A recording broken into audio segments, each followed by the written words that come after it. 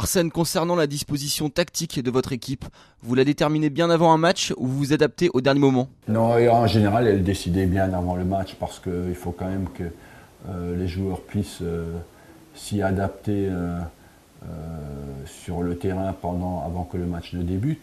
Mais en général aussi, toutes les équipes ont un système stable avec très peu de modifications qui permet aux joueurs d'avoir leur repère dans le match et de s'adapter pratiquement. Il n'y a que ce qu'on appelle des micro-changements dans l'adaptation tactique. À notre niveau, les joueurs sont extrêmement intelligents, donc ils s'adaptent très vite aux petits changements qu'on peut faire avant le match. Par exemple, je vous donne un exemple concret. Vous avez votre but ici. Vous avez l'arrière droit.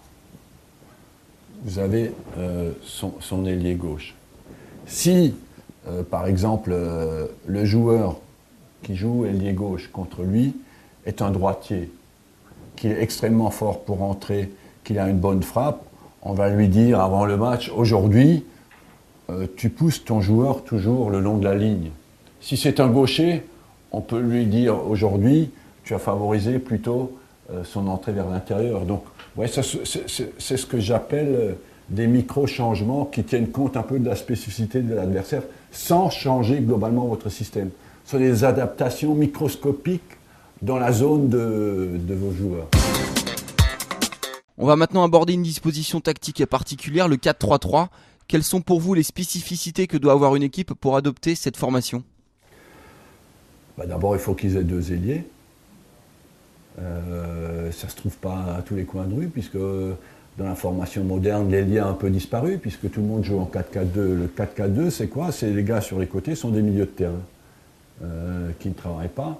Donc, le 4-3-3 dans son sens pur, pour moi. Parce que si le 4-3-3, c'est avoir deux milieux de terrain sur les côtés, ça devient 4-5-1. Si le 4-3-3, le vrai 4-3-3, pour moi, c'est le Barça qui le joue, parce qu'ils ont vraiment trois attaquants devant, avec deux ailiers. Donc à ce moment-là, ce sont des gars qui sont capables de dribbler, de faire des courses derrière les défenseurs, de centrer. Et donc il faut au départ avoir des ailiers. Après, il faut en général aussi avoir un milieu pénétrant, parce que aujourd'hui, le jeu, on appelle... on a un milieu devant la défense sur les trois milieux. On appelle en brésilien le volante, quoi, celui qui reste stable devant la défense, qui rassure un peu, qui est un troisième défenseur central en fait. Et qui, selon les choix de l'entraîneur, est un bon relanceur, parce que la première passe à la récupération du ballon est très importante. Et deux milieux, un relayeur et un qui est capable aussi de marquer des buts, qui est capable de soutenir l'attaquant pour qu'il ne soit pas trop isolé quand il reçoit le ballon. Et puis il faut un avant-centre costaud. Mais quel que soit le système que vous jouez aujourd'hui, 4-3-3, avec un attaquant axial isolé, ou 4-4-2, il faut qu'un des deux attaquants soit costaud.